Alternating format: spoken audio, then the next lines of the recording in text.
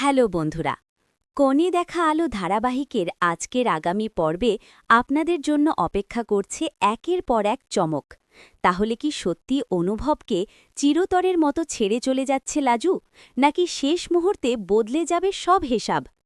আজকের পর্বের শুরুতেই দেখা যায় সুদেব নিজেই লাজুকে নিতে আসে।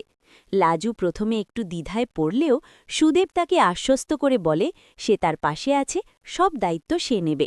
কিন্তু আসল টুইস্টটা আসে তখনই যখন সুদেব ঠাম্মিকে জানায় লাজুকে মেনে না নিলে সে তার বাবা মাকে স্পষ্ট হুমকি দিয়েছে, বাড়ি ছেড়ে চিরদিনের মতো চলে যাবে।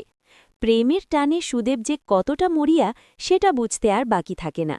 এদিকে লাজু চলে যাবে শুনে অনুভবের ভেতরটা একেবারে ভেঙে পড়ে। বাইরে যতই শক্ত থাকার চেষ্টা করুক, ভেতরে ভেতরে সে লাজুকে হারানোর যন্ত্রণায় কাঁদছে। তার মনে শুধু একটাই প্রশ্ন, লাজুর পড়াশোনা কি তবে এখানেই থেমে যাবে?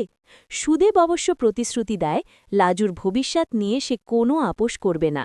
বিদায়ের মুহূর্তটা হয়ে ওঠে ভীষণ আবেগঘন।